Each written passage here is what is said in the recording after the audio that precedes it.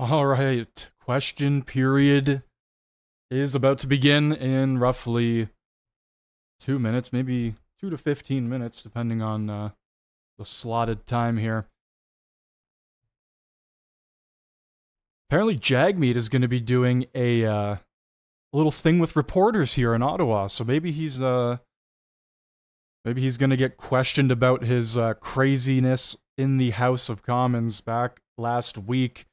There were reports that he was apparently going to fight Pierre straight up, walked into the aisle of the House of Commons and started flexing and trying to fight him. I don't know how accurate this was, but this is what I saw. And you also had the video of Jagmeet trying to fight that one dude who said he was a corrupt bastard. So it's not a good look for Jagmeet at all. As a matter of fact, it makes him look literally insane and immature. This is somebody who wants to run for prime minister of the country, and he can barely keep his cool together. And now that things are seeming to possibly fall apart for the Liberal NDP coalition here, he's starting to actually break. And we're seeing it happen in real time.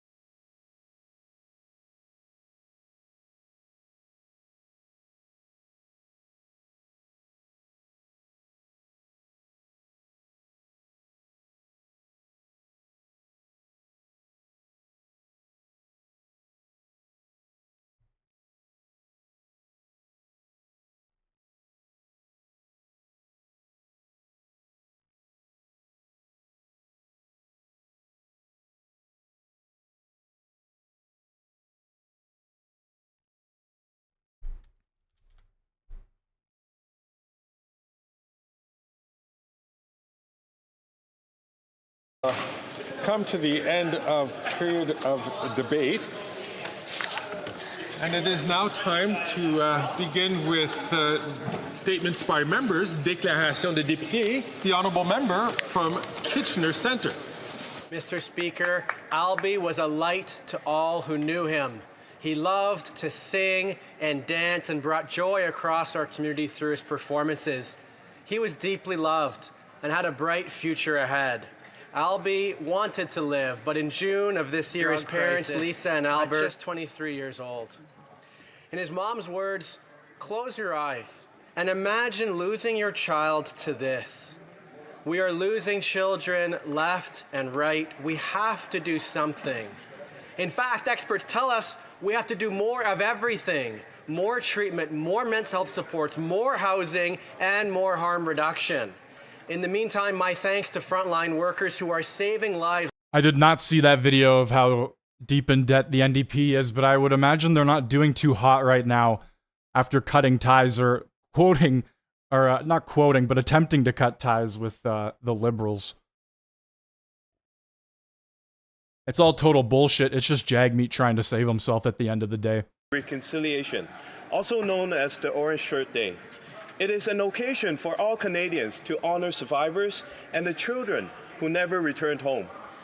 This day is also an opportunity to remember and recognize the centennial and invaluable solidarity between Indigenous peoples and Chinese Canadians in British Columbia. The Musqueam people stood with the early Chinese immigrant at a time when support was most needed. Both communities co-create the Chinese Market Garden on the Musqueam Reserve. As we reflect on this important history, we must remember the kindness, selflessness, and courage of our Indigenous peoples. Truth needs to come forward before reconciliation. Let us continue the path toward reconciliations and moving towards healing. Thank you, Mr. Speaker.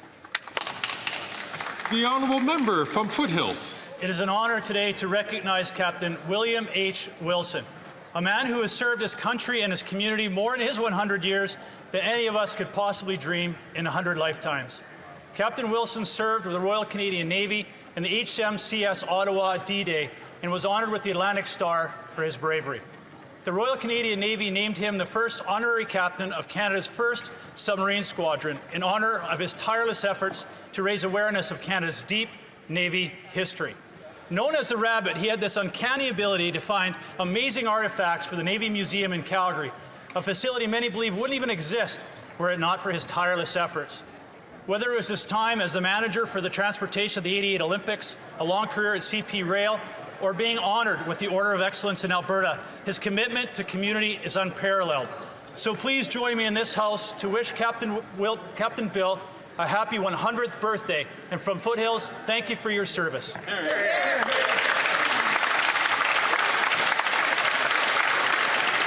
The honourable member from St. John's East. Thank you, Mr. Speaker. Across St. John's East this summer, what I heard was clear. We need to protect our progress. Parents want more $10 a day childcare spaces. 10,000 Newfoundland and Labradorians went to the dentist, many for the first time in many, many years. Kids go to school now with full bellies because of the Food School program investment. People want to see more climate action, not less. And healthcare remains a top priority, which is why we've made significant investments. I heard from St. John's East that they want this progress to continue, not to be cancelled and not to be cut. Thank you. The Honourable Member for Abitibi, Bay James, Nunavik, EU. Mr. Speaker, I would like to highlight Stéphane Grenier's 20 years of dedicated involvement on the La Piole Board of Directors, and also to highlight his unwavering commitment to the least well-off in Val d'Or. Thanks to him, La Piole has been able to grow and to offer vital support to many people in need. Stéphane's leadership... Well, the Liberals quite obviously bought out the NDP briefly, kept giving Jagmeet a lot of money, and basically, yeah, they just paid him off. So those seats were more or less Liberal seats, and while the NDP does try to be their own party and do their own thing, they really have zero power. And depending on whoever gets in, if the Conservatives get in, they're giving the NDP nothing. But if the Liberals get back in, they'll just take the NDP right back into their pockets again. And it'll just be a rinse and repeat of the same thing. Model for us all. Your story reminds us of the importance of acting compassionately and Like, Jagmeet can sit here blaming the Liberals for everything and doing all this shit, but he is more than equal to blame for all of it as well. The outstanding young athletes in Avalon who took part in the 2024 Newfoundland and Labrador Summer Games this past August, hosted by the town of Bay Roberts. And like I was saying earlier, after seeing how aggressive Jagmeet has truly been getting, you could see the whole party is falling apart when the leader can no longer remain cool and calm in multiple situations now. It's not just one time. Roberts Mayor Walter Yetman, members of the organized Question period will be happening in roughly 10 minutes. Summer Games, who have been part of this since the initiative in 2018. A sincere thank you to each coach, parent, family member, volunteer, spectator, driver, and sponsor for your support. It wouldn't have happened without you. Today, these young people are our athletes. Tomorrow, they are our leaders. Mr. Speaker, I invite all members to join me in applauding everyone involved with the 2024 Newfoundland and Labrador Summer Games. Thank you. The honourable member from Battleford's Lloydminster. Mr. Speaker, after 9 years of this Prime Minister, life has never been more expensive for Canadians. The Prime Minister has doubled the debt, doubled housing costs, caused the worst inflation in 40 years, sent 2 million people to the food bank, and unleashed crime and chaos in our communities. And their NDP coalition partners have been there to support them at every turn of the way. The NDP leader claimed that he ripped up their coalition agreement in a desperate attempt to distance himself from their disastrous record. But now, with a motion of confidence on the table, the NDP leader is putting himself and his pension ahead of Canadians. Canadians are desperate for change. It's time for the Bloc and the NDP to stop protecting this costly Prime Minister. We need a carbon tax election now so that Canadians can vote to axe the tax, build the homes, fix the budget, and stop the crime. Here, here, here.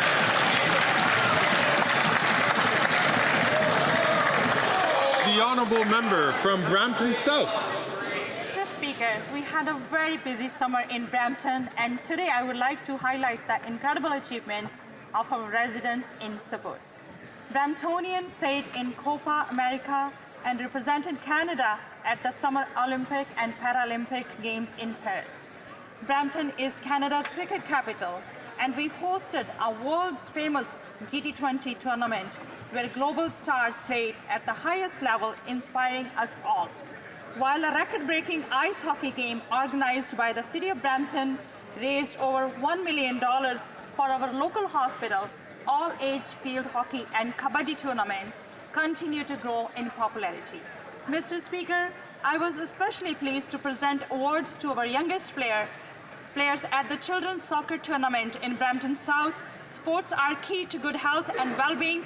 Let's continue to celebrate our athletes and promote active living in Brampton and across Canada. Thank you, Mr. Speaker. The honourable member from Winnipeg South Centre. Mr. Speaker, over the summer I had the privilege of engaging with the vibrant 55-plus older adults community across my riding of Winnipeg South Centre. From visits to the Parkway, Riverbend Plaza, Fred Tipping Place, Riverwood Square, Villa Cabrini, and the Thorvaldson Care Centre, I witnessed firsthand the contributions of older adults to our community. One highlight was meeting the Residences Council at Riverbend Plaza, where we discussed the Safe Long-Term Care Act, a national strategy on aging, and the importance of aging close to home. We also celebrated the 65th anniversary of the Thorvaldson Care Centre, Manitoba's only intermediate care facility where 3 generations of the Thorvaldson family have provided compassionate care to older adults. This anniversary is a powerful reminder of the importance of establishing strong standards in long-term care to ensure dignity and quality for all Canadians as they age. A special thank you, Mr. Speaker, to Moira Jones and everyone on my Winnipeg South Centre Older Adults Council for enriching the fabric of our community. Thank you. The Honourable Member for Portneuf-Jacques-Cartier. Thank you, Mr. Speaker. Today, we tabled a non-confidence motion so that we can stop this country being destroyed by this minority Liberal government, which has been in power for much too long. The NDP kept the government alive on a respirator. Now the Bloc is doing the same thing.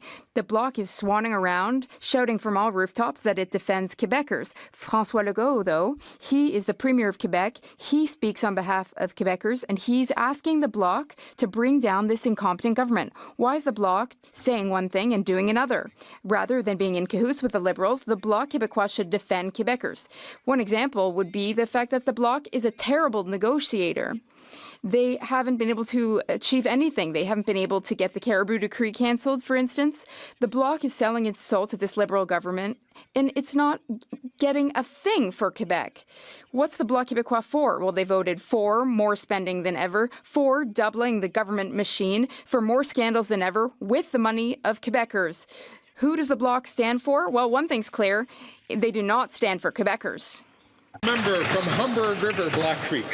Mr. Speaker, I rise today to remember my dear friend Gail Christie, former mayor of the Borough of York, who passed away on August 14th and was laid to rest on September the 8th.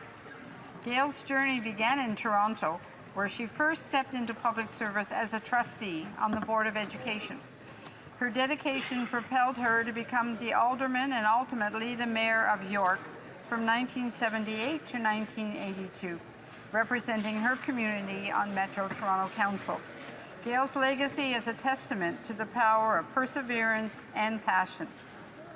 As a mother and a woman that is active in politics, she inspired countless others to break barriers and pursue their dreams in leadership roles, myself included. Her unwavering commitment serves as a reminder that women can, and women should, be at the forefront of decision-making. As we reflect on her contributions, let us honor Gail's memory by continuing her fight for equality and for communities. My deepest condolences to the family. Thank you. Just a reminder to all members to try to keep their statements to 60 seconds so that this can go quickly. The honourable member from Barrie Springwater, Oro Mondante. Mr. Speaker, after 9 years of NDP Liberals, taxes are up, costs are up, crime is up, time is up. Under this soft-on-crime Liberal government, car theft is up 34%, including being up by over 300% in Toronto. Unbelievable. We know that in Ontario, 68% of those convicted for an auto theft-related offence serve a sentence of 6 months or less. Just recently, we learned that Ontario's carjacking task force made 124 arrests between September 2023 and March 2024. Shockingly, nearly half of the people arrested by this task force were out on bail at the time of their arrest, and 61% of those offenders were subsequently released on bail yet again. This crime wave is a direct result of this government's soft-on-crime, catch-release policies, which repealed mandatory minimum sentences and made bail more accessible to criminals. Je vais noter, je vais le noter en anglais aussi. J'ai demandé une question directement à Healthcare. À moi, au lieu de au premier. Vouliez vous battre avec monsieur. I want to make sure I understand the point you're making here in the House, because it sounds like you're saying the Liberals are bad, but the Conservatives are worse, and that's why you're not voting for this motion. Is that an accurate reflection of your decision here? I've actually said something exactly like that in a speech before. Absolutely.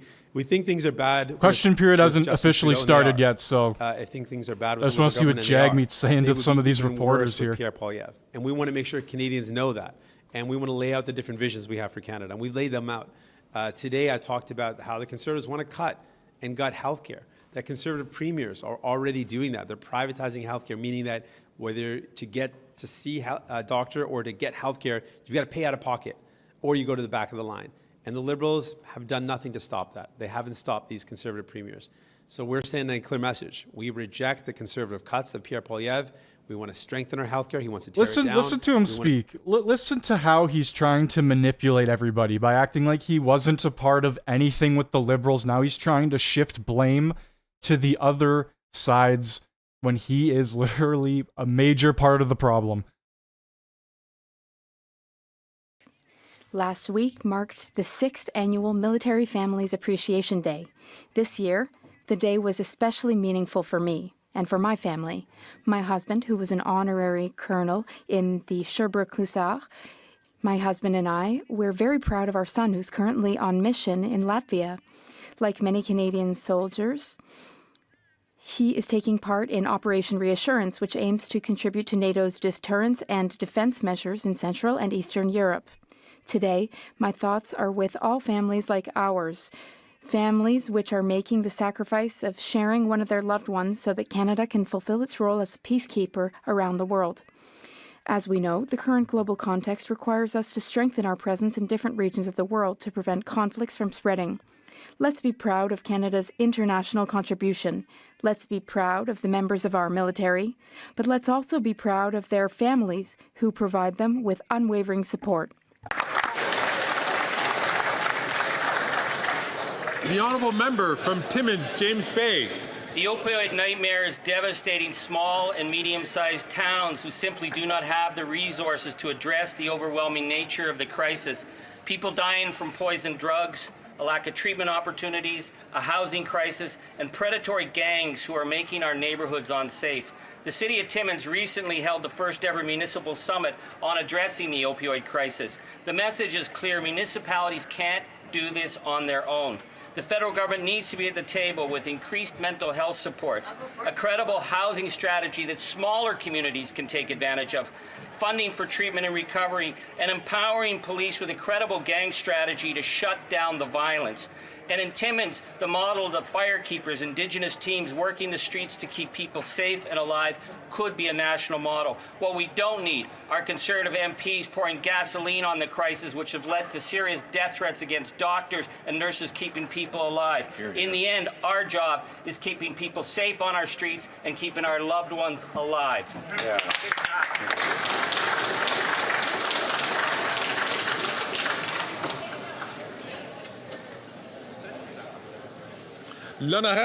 The Honourable Member for Avignon-Lamitus, Matane-Matapédia.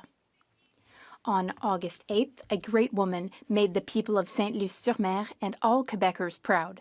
Maude Charon won the silver medal in the 59-kilogram class at the Paris Olympic Games after lifting a total of 236 kilograms. The weightlifter from La Métis was surrounded by her family as she achieved this second major feat. Her first was winning the gold medal at the Tokyo Games in 2021, thus becoming the second Canadian weightlifter ever to take gold. Her achievements and journey inspired the entire Eastern Quebec region, which came together to watch her event. She certainly won the hearts of Quebecers in our regions when she took a sip of Quebec maple syrup right before her event. Some people inspire us every day with their resilience and their courage. Maude Charon is one of them. Maude, congratulations and thank you for everything. The people of Avignon, La Métis, Matane, Matapédia are very proud of you.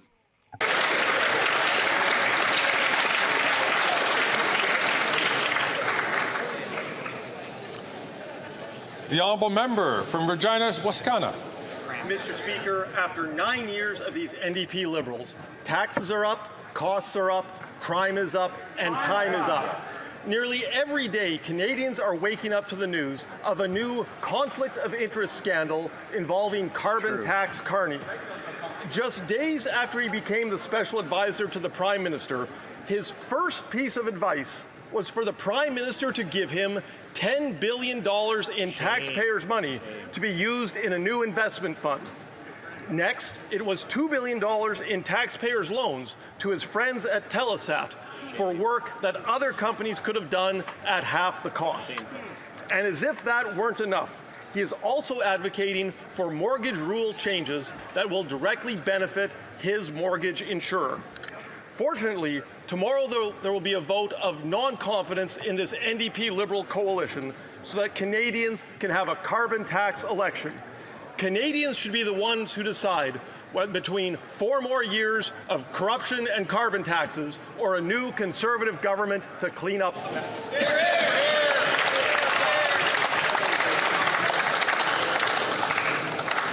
The honourable member from Mississauga, Erin Mills.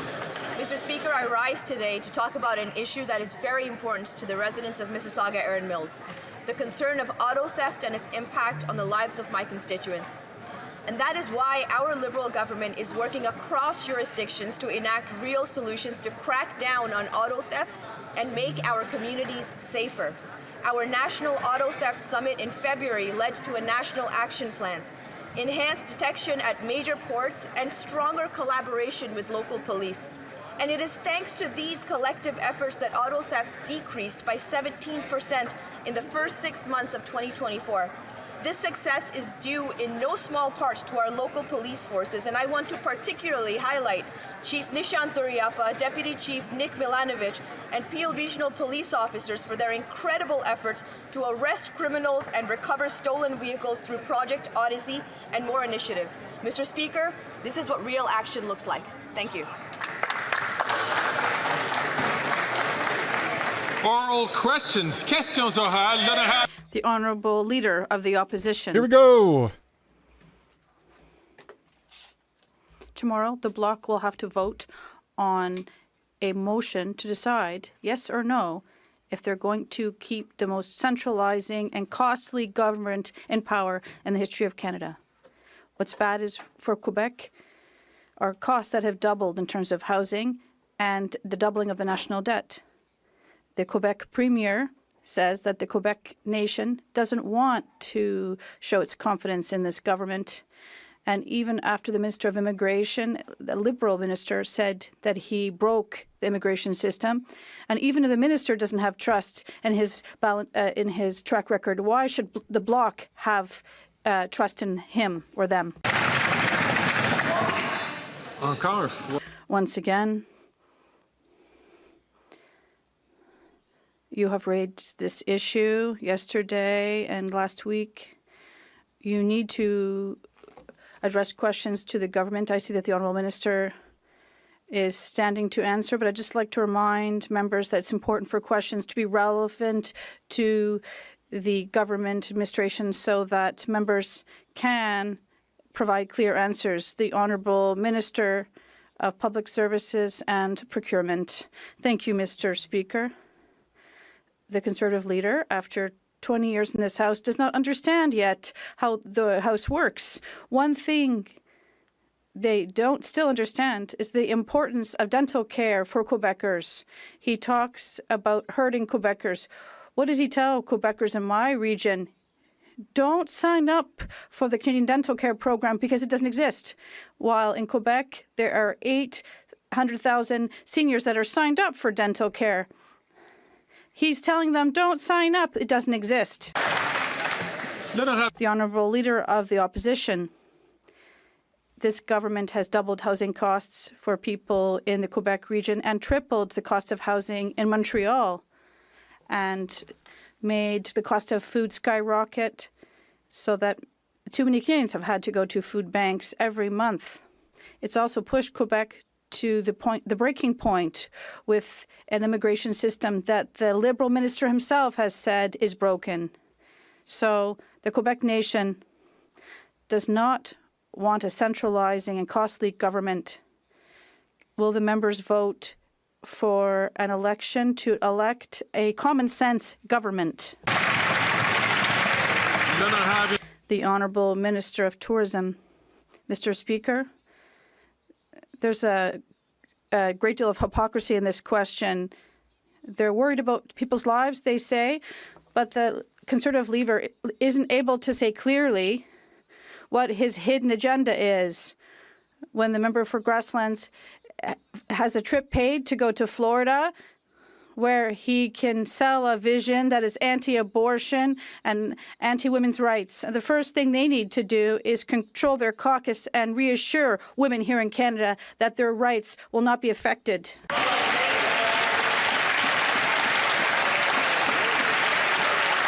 The Honourable Leader of the Opposition. 9 years of the NDP Liberals. Costs are up, taxes up, crime's up, time's up. This government has doubled the cost of housing, doubled the debt, forced 2 million people to the food bank, raised taxes, and now they want a 61-cent a litre carbon tax that will grind our economy to a halt. The good news is, in a carbon tax election, Canadians can axe the tax, build the homes, fix the budget, and stop the crime. Can we bring it home now? The Honourable Minister of Health. Mr. Speaker, maybe I can speak in a language the Leader of the Opposition will understand. They're going to cut the dental. They're going to axe the pharmacare, they're going to break the health system, and they're going to destroy childcare. The difference between those slogans and the nonsense he throws around, the vacuous garbage that's best left for Nabisco, not for the House of Commons, is that's the stuff he's actually going to do. And at some point, he's going to have to look in the eyes of seniors and tell them what he's going to do to dental care. He's going to have to look in the eyes of diabetes patients and say what he's going to do with their diabetes medication. At some time, the vitriol's done and the truth comes.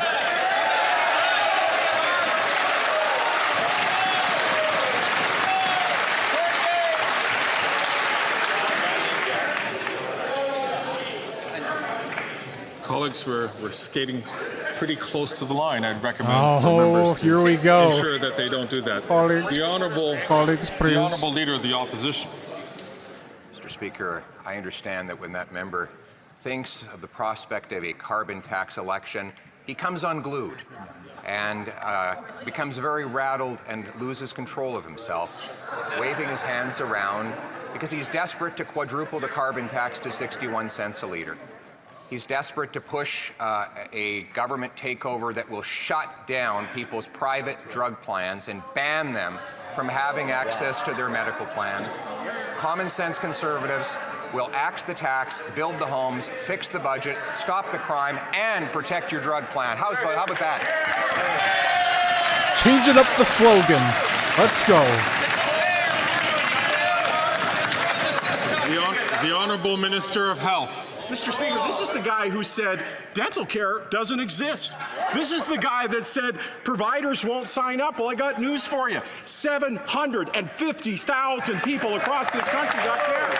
I also got news for you, Mr. Speaker, and that is more than 80% of providers has signed up. We're getting it done. So he can fearmonger, he can scare people, but we're going to get it done on pharma as well. We're going to make sure that diabetes patients get their medication. We're going to make sure that women get their contraceptive, because that's what freedom looks like. A woman who has choice over her own body.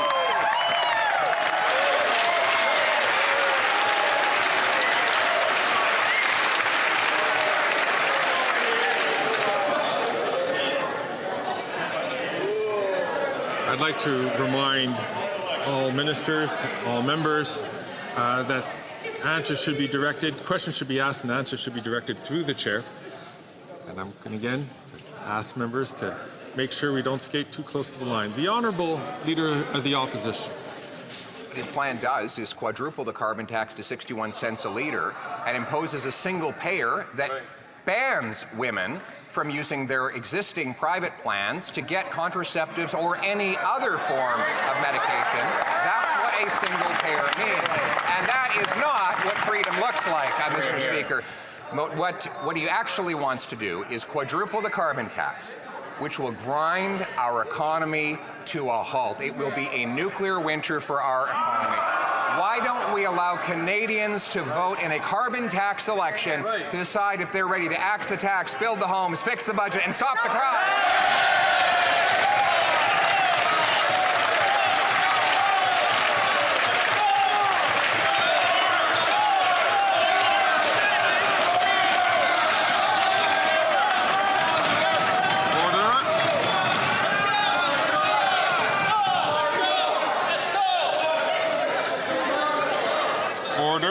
Colleagues, please.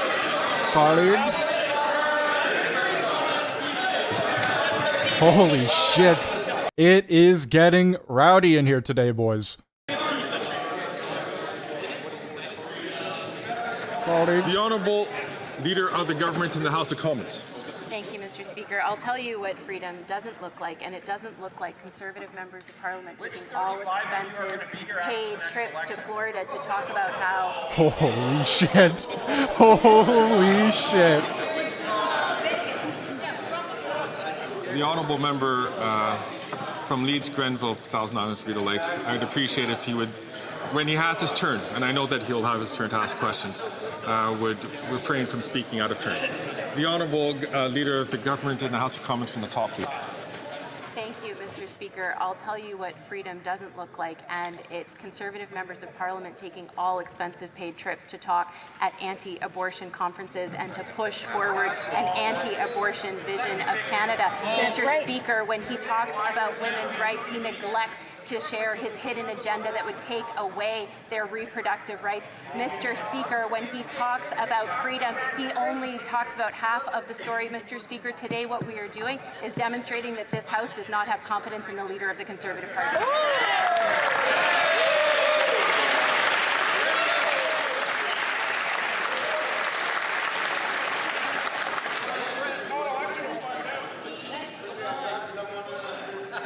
Would be decimated.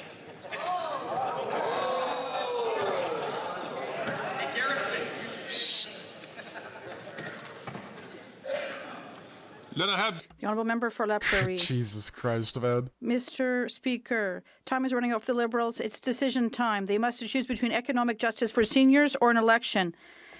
They can put an end to the two classes of seniors they've created by depriving those aged under 74 and under of 10% of OAS granted to the oldest. Or they can go out and officially consult people, hoping very, very hard that the polls are wrong. Will take the senior side? What will the Liberals choose? Time's running out. The Honourable Minister, Mr. Speaker, unlike the Bloc Québécois, it's the Liberal Party of Canada that works for seniors and has done so for recent years by increasing the GIS by $1,000, helping more than 1 million seniors in Canada. We increased 30% the gains from the GIS so that those who work can keep a larger portion of what they earn. The Bloc voted against that, Mr. Speaker. The Honourable Member for La Prairie. Seniors deserve better than partisanship. It's distressing to hear that the Liberals descend into partisanship when we talk to them about the standard of living of retirees. We're talking about seniors who have worked hard for decades to earn a good retirement. They deserve answers. Seniors are listening to us, so we're going to repeat this. Are the Liberals going to improve OAS for people under 74, yes or no? The Honourable Minister of Employment. Mr. Speaker, I'll repeat this once again for my friend and his party. Quebecers, seniors in Quebec, have the right to wake up this morning and wonder, what's happened to them? They've always voted against seniors.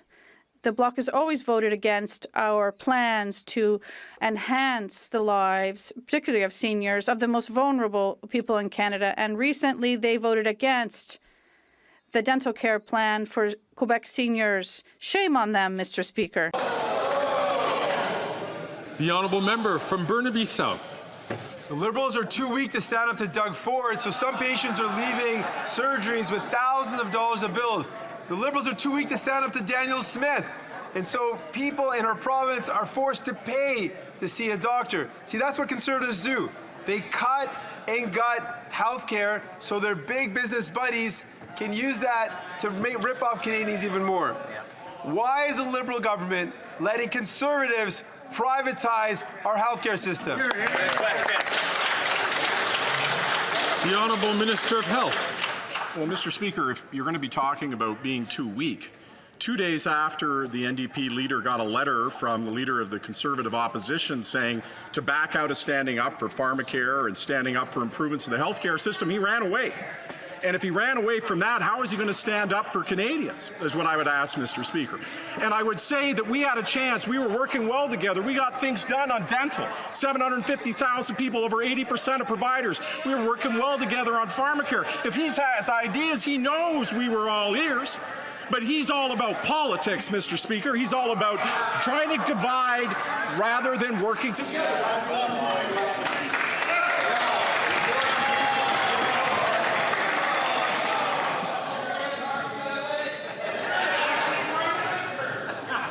Colleagues. Colleagues, please. Oh, is Jagmeet gonna fight Pierre again? Is Jagmeet gonna run up on The Pierre? honourable member for Burnaby South. Holy shit, man! What a joke. Conservative premiers privatize our healthcare system and have done nothing about it. The last Conservative government slashed healthcare funding by $43.5 billion. This represents more than 60,000 nurses every year. But now the Conservative premiers like François Legault are privatizing our healthcare system, and the Liberals are doing nothing about it. Why are the Liberals doing nothing to protect people and Canadian healthcare legislation? The Honourable Minister of Health. I get frustrated because there is an existential crisis facing our health system, and it is represented in the person of the Conservative leader, whose cuts and approach to health care to destroy pharmacare, to attack dental care, to undermine the deals that we've signed with provinces and territories, greatly menace this thing that we treasure, public health. And the investments that we made, they must continue. The progress we made must continue. That's why I urge parliamentarians to stand up against what the Conservatives would do to this health system and work collaboratively to make sure that we get the care that every Canadian deserves. The honourable member from Thornhill. After 9 years of this Liberal NDP government, we know that they are just not worth the cost, and the evidence is everywhere you look. In Ontario, for the first time ever, over 1 million people visited a food bank in just 1 year. That's thanks to the radical Liberal NDP carbon tax. Ontario families say they just can't keep up with the mountain of debt and the taxes that this Prime Minister has poured all over them. So why won't this government call a carbon tax election and let Canadians decide? The Honourable Minister of the Environment and for Climate Change. Thank you, Mr. Speaker. I would like to read an extract from a report that came out today from the Insurance Bureau of Canada, and I quote, "Summer of 2024 ranks as the most destructive season in Canadian history for insured losses due to severe weather. In only 2 months, July and August, this summer eclipsed the worst year on record and has pushed 2024 year-to-date tally over $7.7 billion in severe natural catastrophes, Mr. Speaker. What's the answer from the Leader of the Opposition? Let the planet burn. We won't take this on this side of the House, Mr. Speaker. And all the member from Edmonton St. Albert would like to pose this question, but I'll ask him to wait his turn before taking the floor. The honourable member from Thornhill. Mr. Speaker, I thought the carbon tax was supposed to fix all that. They won't call a carbon tax election because they know exactly what Canadians will say. 2023 was the 8th consecutive year that food bank usage rose. By some great coincidence, it was also the 8th consecutive year of this Liberal government. So how many more people need to visit or need to be forced to a food bank before the Environment Minister admits that taxes are up, that costs are up, that crime is up, and that his time is up? The Honourable Minister for the Environment and Climate Change. The reality, Mr. Speaker, is that the Conservative Party and its leader are not there to protect Canadians. They're there to protect the interest of their friends, like oil executives who attended a special event for the leader of the opposition. I can assure you, Mr. Speaker, that oil executives don't come to my fundraiser. I can guarantee you that. But what they want to do is take away, in his riding, Carleton, 58,000 people are receiving the Canada Carbon Rebate. In Thornhill, more than 60,000 people are receiving Here he goes, talking about the carbon tax rebate, which does not help with affordability at all. The honourable member from Foothills. After 9 years, the NDP Liberals, taxes are up, costs are up, crime is up, and yes, time is up. According to the Liberal NDP's government's own statistics, the number of Canadians suffering with food insecurity is up 111%. Wow. That is a quarter of Canadians who don't know where their next meal is coming from. But there is a solution. Axe the carbon tax and give Canadians the relief they need. They know that 70% of Canadians want to axe the tax. Will they listen to Canadians tomorrow and call a carbon tax election? The Honourable Minister for Natural Resources and Energy. Thank you, Mr. Speaker. It would be great in this House if the official opposition actually worked with facts. The vast majority of Canadians get more money back. We have a climate plan that is actually working, fighting the existential threat of climate change, but it is also creating economic opportunity and prosperity for the future. We have seen over 100 clean growth projects, $60 billion of investment. It's the $12 billion Dow invested in Fort Saskatchewan, Alberta. It's the Jansen potash mine. It's the Soyona lithium plant in Quebec. It is a plan that is working. They have no plan for the future on the environment and no plan on the economy.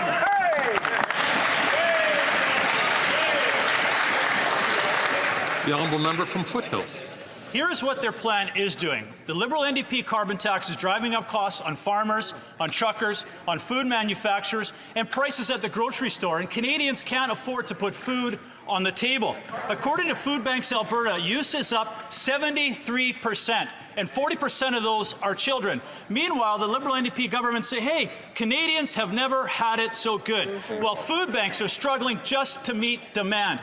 If the Liberal NDP government thinks that their carbon tax is so great, will they call a carbon tax election tomorrow and let Canadians decide?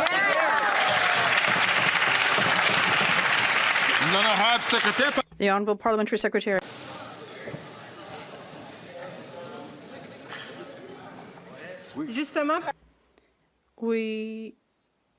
We know that children suffer from food insecurity during tough times, so we've set up a school food program that will allow us to feed 400,000 children extra than what is currently the case. And we're working with the provinces and territories to unroll this program that will really help our children. Thank you.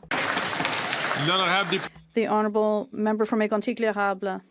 The Liberal government is a bad one for Quebec. After 9 years, the Bloc Liberal coalition doubled the cost of housing, has created the worst inflation for the past 40 years, forced students to live in their parents' basements, made Quebec at the breaking point for immigration, and they voted for $500 billion in inflationary spending. Can the Prime Minister and his Quebec lieutenant allow Quebecers to choose a common-sense government during an election? The Honourable Deputy Prime Minister, Minister of Finance. Mr. Speaker. Oh no, here we go. I'm so happy to answer this question about inflation because the good news is that inflation is down to 2%. And throughout this year, it has been in the target range of the Bank of Canada. Because of this, the Bank of Canada has started lowering its key rate. This is the good news for Canadians. The only thing that the Conservatives are offering is their hidden agenda of austerity. They want to cut, cut, cut. The honourable member for Mégontier-Glérable. Cut tax, cut the inflation, cut grocery prices. That's what we're going to cut, Mr. Speaker. The Liberal Bloc coalition At least have we a different don't have to hear her. Cheers to that. than what they're saying today. Talking about the Prime Minister, this is what the I'm Bloc sure leader she'll said. get a I talking think point he in has eventually. his hand in Quebecers' pockets. He wants to be able to spend, and he's running up a terrible deficit that Quebecers will have to pay and pay for quite some time. Why are they allowing the Prime Minister to have his hands in Quebecers' pockets? Can they allow Quebecers to choose their own government, common sense government? The Honourable Minister. Mr. Speaker, I trust Quebecers. They understand that they don't have common sense. And we have been a government that has been there for Quebecers. Exemplary investment, for example, in aerospace, and record investment in aluminum, and investment in the automotive sector, and in the digital sector. We are creating jobs. We're fighting to also build industry for tomorrow and to build the Quebec of tomorrow and the Canada of tomorrow. That's what Quebecers expect of us. The honourable member for Lac-Saint-Jean. Mr. Speaker, all this fuss and for what? For a year now, Quebec has been demanding a fair distribution of asylum seekers amongst the provinces. And today, the Minister of Immigration announced that this will not happen and that the task force is coming to an end. There'll be no distribution except for the only two willing provinces, Newfoundland and Manitoba. For them, they understand that forcing Quebec to take in asylum seekers from all over Canada is creating a humanitarian crisis. This is appreciated, but their effort won't be enough. Can the minister accept such a colossal failure?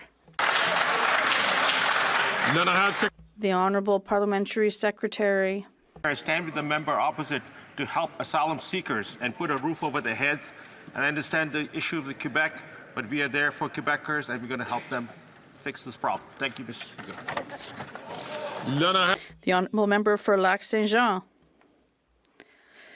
Newfoundland and Manitoba together represent 5% of the Canadian population, and if they do their fair share, Quebec will only be relieved of 5% of their burden of receiving asylum seekers. Neither Quebecers or asylum seekers will notice a difference in the inadequate supply of services. All provinces have to participate. Quebecers don't have to take care of all of Canada's asylum seekers on behalf of Canadians. What is the minister doing to get Canada to stop shoveling its responsibilities onto Quebecers? The Honourable Minister of Public Services and Procurement. Thank you, Mr. Speaker. The reality is that immigration and citizenship is federal jurisdiction, and we do work with the provinces and territories. If citizenship was provincial jurisdiction, this would be something else, but Canada is still a country today. And the good news that we work very closely and very effectively with the Quebec government on many issues with respect to immigration and welcoming asylum seekers. Things are going well, but when things do go better and better, the Bloc doesn't find this to be such a good thing. The Honourable Member for Lac-Saint-Jean. Let's talk about the 4 Conservative provinces that refuse to help Quebec. These Conservatives have never done their fair share, refused to take in one single extra person while Quebec receives half of Canada's asylum seekers. Have you ever heard the federal Conservatives ask their people to help Quebecers? We have never.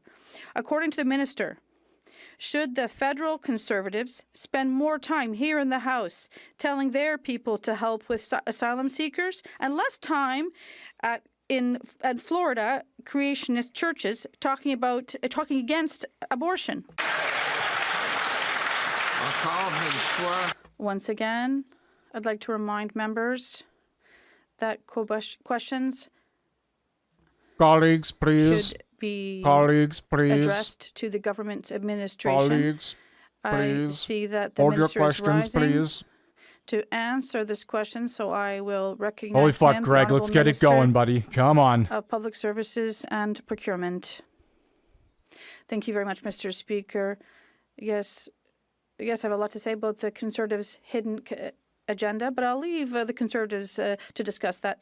But let's talk about something that's more relevant for Quebec members, at least in this issue. It's in terms of our relationship with the Quebec government. In recent weeks, we made 3 announcements that are cooperative with respect to immigration, with respect to foreign temporary workers, twice about foreign students, and on several other occasions as well. So things will be going better and better. The honourable member from Kelowna Lake Country. The NDP Liberals, taxes are up, costs are up, crime is up, and time is up. It's reported a mother living in a homeless encampment in London, Ontario said, quote, "I'm a mom of 3 and I'm homeless. I just want to get inside into a warm place before winter so I can get my kids back with me where they belong."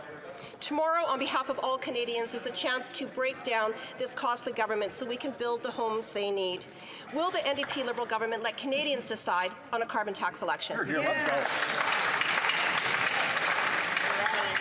And I'd like to remind the member from Timmins James Bay to only take the floor when he's recognized by the chair. The Honourable, and I remind all members, please, to only take the floor when they're recognized by the chair. The Honourable Parliamentary Secretary to the Minister of Housing, Infrastructure and Communities.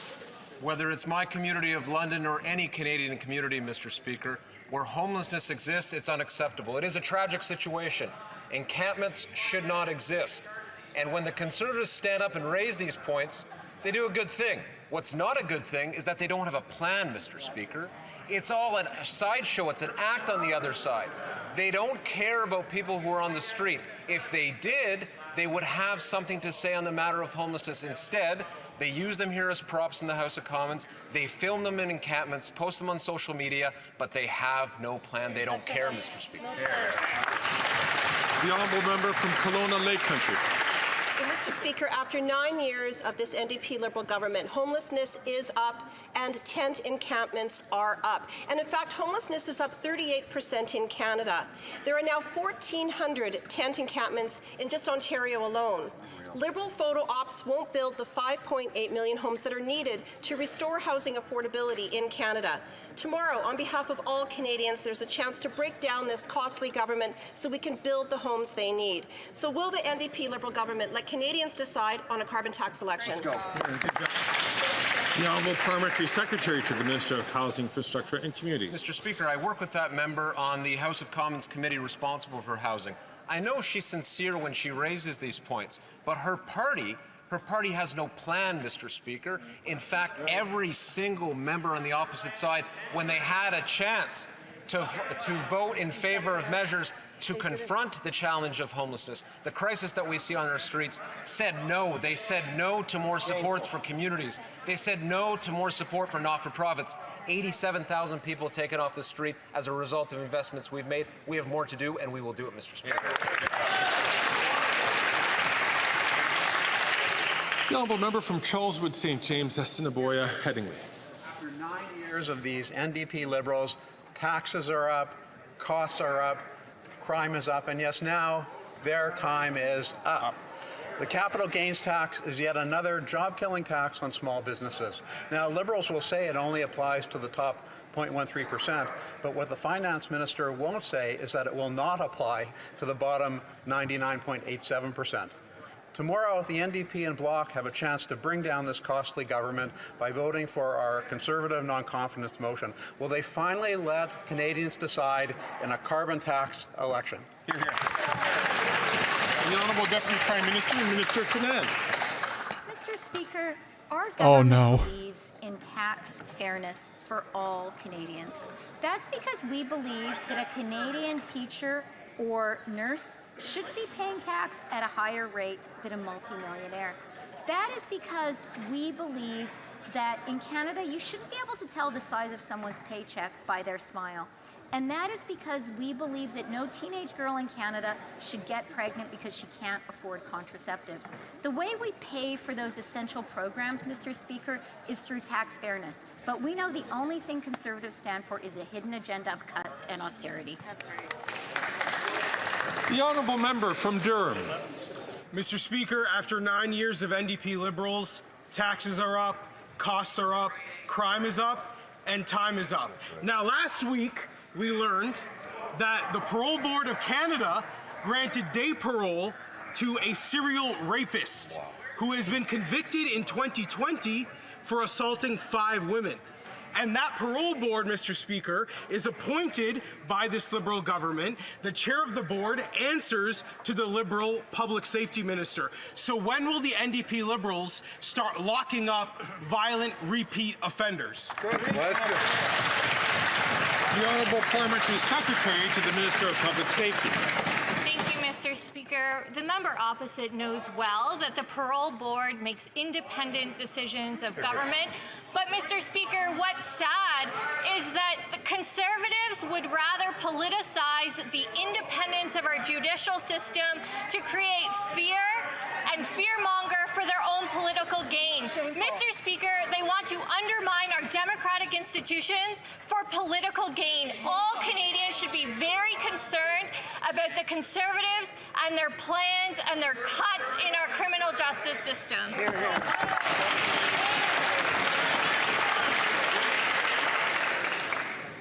The honourable member from Edmonton Strathcona. Speaker, in Alberta, Conservative cuts to health care have left hundreds of thousands of Albertans without a family doctor, and it is getting worse. 58% of Alberta doctors are planning on leaving the province in the next 5 years. The Conservative plan to privatize health care is forcing Canadians to choose between the care they need or having to pay out of pocket. Albertans are Canadians too, and the Canada Health Act is supposed to protect all Canadians. Why do the Liberals sit back while Daniel Smith cuts health care for Canadians? The Honourable Minister of Health. Thank you, Mr. Speaker. And I know for the member opposite and for every member of this caucus, the universal public nature of our healthcare system is essential. It is so critical that we make sure that every Canadian everywhere has access to the care that they need based on need, not based on the size of their bank account. And that's why the threat of Conservative cuts, the attacks they want to make on our health system are so menacing. It's why this House must work collaboratively to ensure we get it done. That's why the investment of $200 billion over the next 10 years in our health system is also critically important. Hear, hear. The honourable member from Port Moody Coquitlam. And I hope that the health minister heeds his words as he looks at taking dental care away from Canadians. The Liberal Minister of Procurement recently threatened Canadians on TV that this government would take away dental care if they don't get their way. It wouldn't be the first time Liberals let Canadians down. Together with Conservatives, they voted no to lowering grocery prices. Wow. They voted no to making big grocers pay what they owe, and they voted no to remove profits from long-term care. Okay. We know Conservatives will take away dental care from Canadians while they keep theirs. Why are the Liberals threatening to do the same? Hear, hear. The Honourable Minister of Health. Well, thank you, Mr. Speaker, and the member will well know the only party that I'm aware of threatening dental care in this country is the Conservative Party of Canada, who's made it, who refused to answer a question. And when you refuse to answer a question, I think you can fill in the blanks, right? They want to cut it. And first they tried to say it didn't exist. Then they said that nobody would sign up for it. Excuse me. Colleagues. Colleagues. I'm going to invite the Honourable Minister. He would have about 15 seconds left on the clock to continue and finish his answer. Oh, Greg. 750,000 so far. And the path forward is clear. There is 9 million Canadians that need to be served. There are 9 million Canadians who didn't have coverage. There are 9 million people who the Conservatives don't believe deserve dental care. Well, we do, Mr. Speaker, and we are not going to rest or stop until everyone is covered. The Honourable Member from Vaughan Woodbridge. Mr. Speaker, reports of online child sexual abuse rose by 850% in the past 10 years in Canada. Mr. Speaker, our kids deserve better. As a father of 3 young daughters, I am worried about the dangers that lurk online and the lack of robust online safety laws to ensure the protection of our children, who often are at a vulnerable and impressionable age. Can the Minister of Justice please share how he plans to keep our children safe online? Thank you. The Honourable Minister, for Justice and Attorney General. Mr. Speaker, parents across Canada are worried about their children's safety online. As a parent, I share their fear. That's why it's crucial that we implement laws dedicated to keeping our kids safe. That's why I introduced the Online Harms Act. Bill C-63 introduces the first ever safety standards for online platforms. It couples duties to protect kids with significant penalties for platforms that don't comply. Mr. Speaker, we have rigorous safety laws to protect our kids from harm in the physical world. They need to be safe online as well. We're creating a safer online world for our kids. It's really unfortunate that Conservatives cannot get on side with this important legislation. The Honourable Member for Chicoutimi-Le-Fjord. Mr. Speaker, the Minister's order is an affront to Quebec's regions. It's yet another attempt by Ottawa to interfere in Quebec jurisdiction. At least 1,400 jobs are at risk, and entire communities are threatened. We Conservatives understand that the impact will be disastrous. Tomorrow, on behalf of all Canadians and Quebecers, we'll have a chance to put an end to this centralizing government. Will the Bloc Liberal coalition let Quebecers decide in an election? The Honourable Minister of the Environment. No plan for the environment, no plan for air quality, no plan for water quality, no plan for the economy, no plan for health. That's the Conservative platform. That's what they have to offer Quebecers. We've done everything we could to try to find solutions to sometimes complex problems. And working with the Quebec government, we've offered almost $500 million, working together to try to find a solution, not just for forestry workers, but also to protect the caribou, which the Conservatives are incapable of doing. The Honourable Member for Chicoutimi-Le-Fjord. Mr. Speaker, I'd like to remind the Minister that no amount will compensate for job losses, shattered lives, and social crisis. That's what the order will bring us. What the Bloc calls a gain is really just a temporary break until Christmas. The Bloc is no longer a party of the regions. We have to understand that the only possible gain for Quebec is to bring down the Liberals. Will the Bloc Liberal coalition let Quebecers decide in an election? The Honourable Minister of the Environment and Climate Change. I think that all we're going to see tomorrow in this place is that this House has no confidence in the opposition leader because he has no plan to offer Quebecers for its future, for the economy, for the environment, for jobs. Nothing, nothing, nothing. The Honourable Member for Charlesbourg, Haute-Saint-Charles. Mr. Speaker, tomorrow, on behalf of Canadians, we'll have a chance to put an end to the most costly and centralizing government in our country's history. A government that's doing Quebec a huge disservice, as the Premier of Quebec said just last week. But the Bloc Liberal coalition is propping up a government that will kill at least 1,400 jobs in the Saguenay and North Shore. It's a disaster just waiting to happen. Why not call an election and let forestry workers decide their own future? The Honourable Minister of the Environment and Climate Change.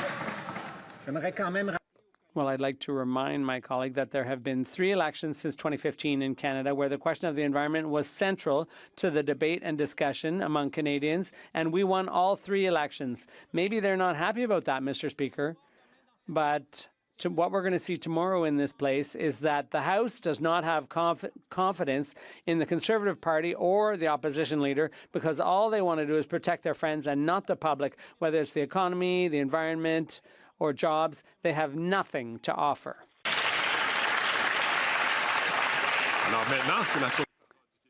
And now I turn the floor over to the member for Louis Saint Laurent. Thank you, Mr. Speaker. When it comes to the environment, this government is always happy to lecture everyone else, but it's do as I say, not as I do. The government has polluted with all his jet setting, and this government has never been able to meet their own targets. There's a reason the UN ranks Canada 62nd out of 67 countries when it comes to their environmental record, and the Bloc keeps propping them up Mr. Speaker, the Sovereignist Party is going to help a federalist government. How is that acceptable? The Honourable Minister of the Environment and Climate Change. Mr. Speaker, I have a lot of respect for my colleague from the other side, but almost everything he just said is false. Greenhouse gases are at their lowest level in 25 years, Mr. Speaker. This is the first time in our country's history that emissions have gone down when the economy's going gangbusters. The last time emissions were this low, Mr. Speaker, O.J. Simpson was in court. So they have nothing to offer on climate change, nothing to do about inflation, when that cost to Canadians $7 billion this summer.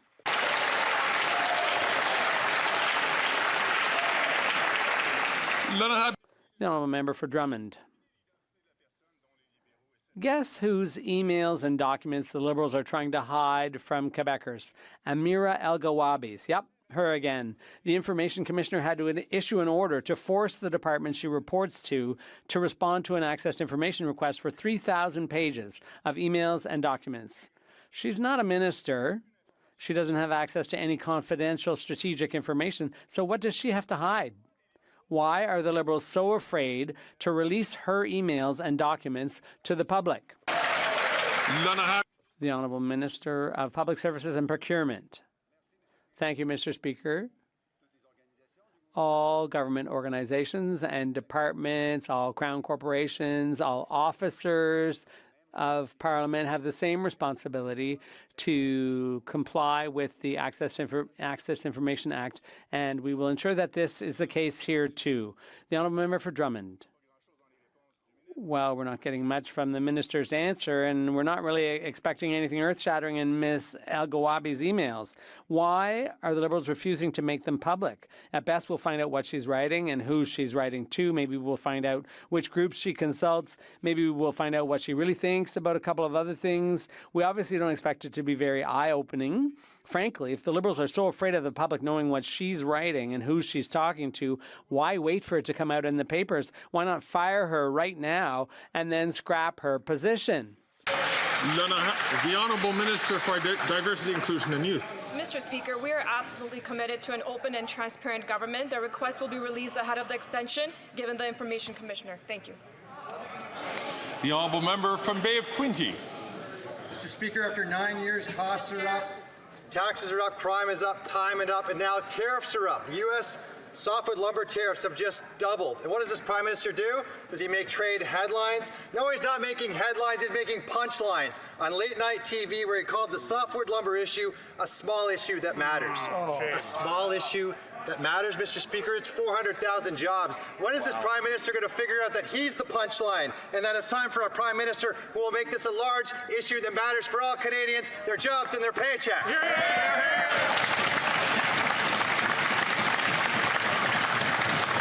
The Honourable Minister for International Trade. Well, Mr. Speaker, I'm really glad that the member opposite yesterday saw the Prime Minister's appearance on Stephen Colbert, because especially since we know that they get their news from Tucker Carlson. Yep. Canadians who watched last night's interview will know what all Canadians know, that this government stands up for our workers. We stand up for our forestry sector. We will continue to do this work for Canadians and for our workers. The forestry sector contributes enormous jobs to this country, and we will keep doing that work. The Honourable Member from Bay of Quinte. Well, Mr. Speaker, lame excuses are also up. The last Prime Minister solved the softwood lumber deal in 80 days. It's been 9 years. And you know why? The last Prime Minister didn't back down. This Prime Minister backs down to Biden, to Obama, to Trump, and the result has been increased unemployment and the risk of another 400,000 jobs in the forestry sector. When this Prime Minister said Canada's back, he meant backed down. Right. Isn't it time for our Prime Minister who will stand up to Canadians once again?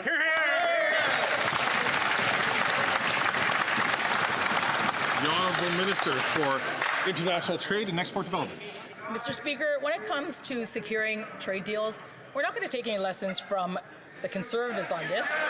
The Conservative Party wants us to ignore the environment. They want us to ignore workers. They want us to sign bad trade deals. You'll remember that in this House that they wanted us to capitulate on CUSMA. We didn't do that. They cheered on Brexit. We didn't do that. And they abandoned Ukrainians when they needed the most and when we negotiate free trade agreements. On this side of the House, we negotiate good deals, not just any deals, and we won't capitulate. Thank you, Mr. Speaker. A lot of production in Canada has gone to China, and China does not care about the environment at all. Fucking kind of rich coming from them. I please ask for his indulgence. The honourable member from Prince George Peace River, Northern Rockies. After 9 years of the NDP Liberals, taxes are up, costs are up, crime's up, and their time is up. The Prime Minister was on a U.S. talk show last night and dismissed his failures on softwood lumber as a small issue. This, weeks after the U.S. slapped Canada with a 14.5% tariff on softwood lumber. Since then, 2 more BC mills have closed, putting 500 more workers out of a job. Do the NDP Liberals really think mills closing and losing thousands of forestry jobs is just a small issue? The Honourable Minister for International Trade and Export Promotion. Let me begin by thanking the softwood lumber industry and their workers for the tremendous contribution they make to the Canadian economy. You heard the Prime Minister say this. We are talking about this. This long-term dispute doesn't help anybody, and it particularly doesn't help us build affordable homes. On this side of the House, we're really proud that we are tackling housing. We are building affordable homes, and if we are to solve this issue, it'll make housing affordability better in the United States and certainly better here in Canada. Thank you very much. The honourable member for Pontiac. Mr. Speaker, this summer marked an important event, and that was the inauguration of the long-awaited elementary school in Manawan. This is a school that was partially funded by the federal government, and it will allow for kids in the community to learn about their culture in their language. And so I'd like to ask the Minister of Indigenous Services for an update on the government's efforts to invest in the education of Indigenous children in their communities. The Honourable Minister of Indigenous Services. Thank you, Mr. Speaker, and thanks to the member for Pontiac for her work on access to education. Since 2016, we've increased funding for education by 80%. With Budget 2024, we will be building and renovating more than 200 schools in First Nations communities for 35,000 students. Students are more motivated when they can relate to what they're learning. The proof is clear. From Dufferin-Caledon. After 9 years of NDP Liberals, taxes are up, costs are up, crime's up, and time's up. Last night, the Prime Minister appeared on The Late Show to pathetically explain why he keeps backing down to American presidents on softwood lumber. He called his failure on softwood lumber a small issue. Meanwhile, tens of thousands of forestry workers have lost their jobs. It's an insult to them. After 9 years of repeatedly backing down to each and every president on softwood lumber, how can Canadians believe they'll ever get a deal to lift these punishing tariffs? The Honourable Deputy Prime Minister and Minister of Finance. Mr. Speaker, our government has Brace your stood ears. up to Trump, and our government has stood up to Putin. Meanwhile, when Putin told the Conservatives to vote against the free trade deal with Ukraine, they said, okay, fine. And when Trump threatened Canada with 232 tariffs against steel and aluminum, we stood up to the U.S. You know what the Conservatives said? They said that was dumb, and they told us to back down. We did not. We will never back down to bullies. We will always stand up for Canadians. Alrighty The then. Honourable Member from Dufferin-Caledon. It's pathetic. That from the government that allowed detonators, Canadian detonators, to end up in Russian landmines that blew up Ukrainian troops. They're a disgrace. They've backed down to Trump on softwood. They backed down from Obama on softwood. They backed down to Biden on softwood. And after 9 years of complete and total failure, tens of thousands of forestry workers have lost their jobs. She didn't even address it. And her Prime Minister insulted them by saying it's a small issue. We know this arrogant Prime Minister won't apologize to the forestry workers, so will they let him judge him in a carbon tax election?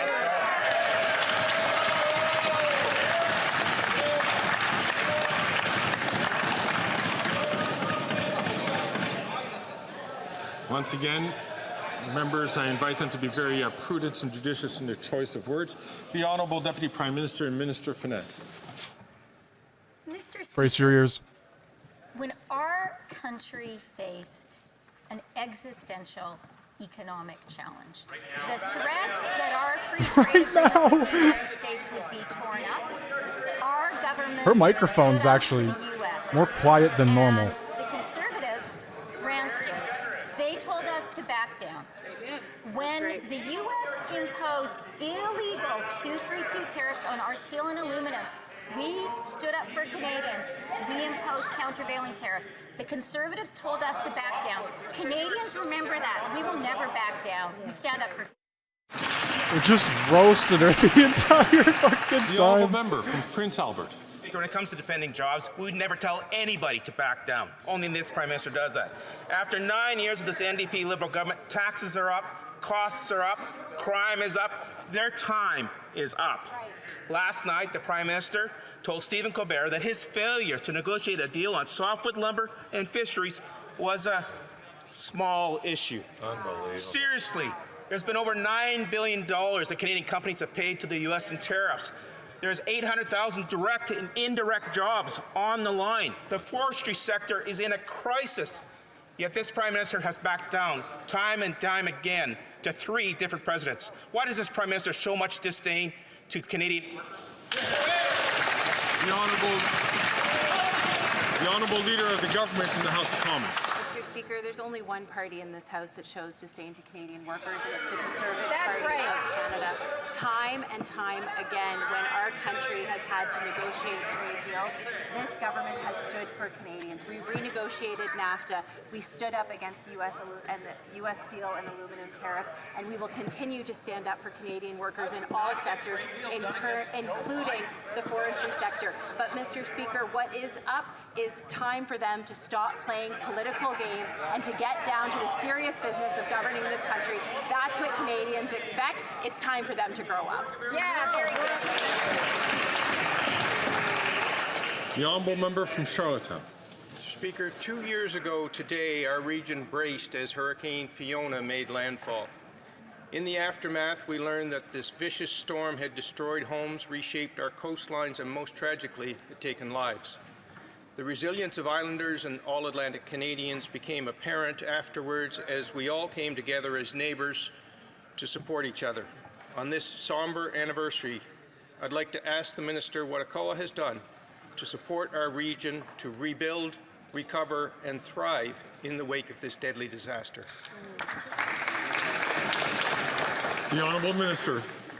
Mr. Speaker, I want to thank my colleague because when his community was hurting, he was there to help, and our government was also there to help our region get back on its feet. Through the Hurricane Fiona Recovery Fund, ACOA delivered over $300 million to support shellfish producers and farmers, and we rebuilt small craft harbors. We repaired damage in our national parks, and we set up comfort centers for communities to be ready for that next climate event. We will always step up and have each other's back, Mr. Speaker. It was 2 years ago, and it's still true today. We are stronger than the storm.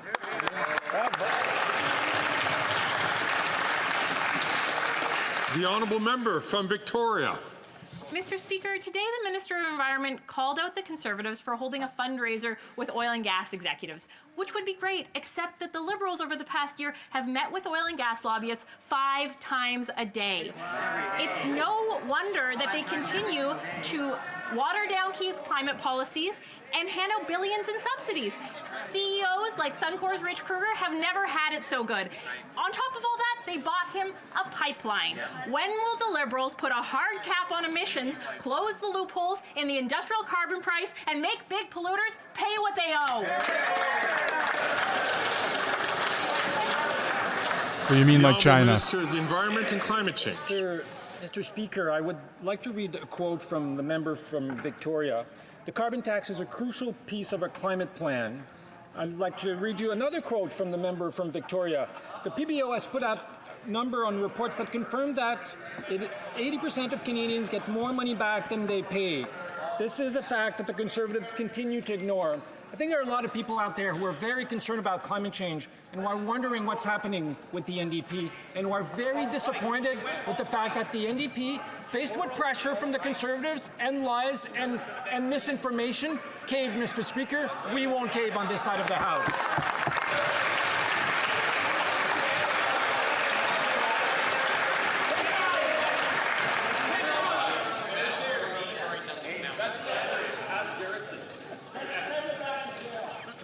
The honourable member from Timmins James Bay. Oh my God. Let's talk about the Liberal price of pollution. We now learn that taxpayers were hit up for $1,200 per household to get the TMX boondoggle built. That's a direct subsidy from Canadians' pockets to Suncor. And this Prime Minister, Sunny Ways man, is responsible for the biggest increases in oil production and emissions in history. No wonder that Richie Rich Kruger from Suncor says the sun is shining on the tar sands. Sunny Ways while our planet burns. So will the Environment Minister at least admit to the world that he had no intention of ever dealing with emissions when he went to COP? He was there to be the front for Suncor and for Imperial. The Honourable Minister for Natural Resources and Energy. Thank you, Mr. Speaker. I would say on this side of the House we've seen it.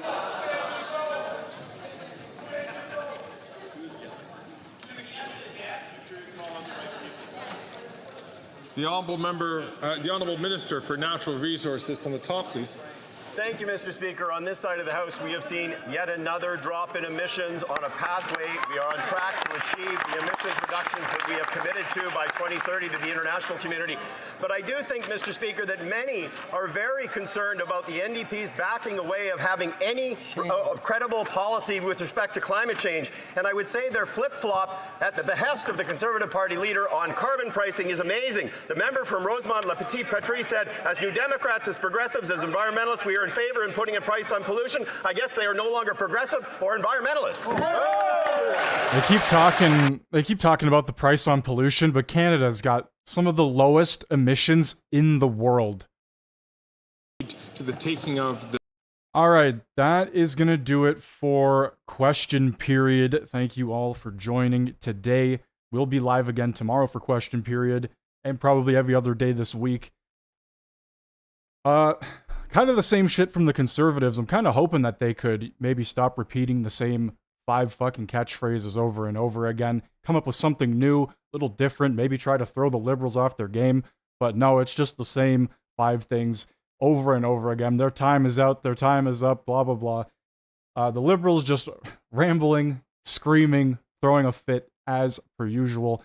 And I'm surprised Jagmeet even showed up and was able to keep his calm.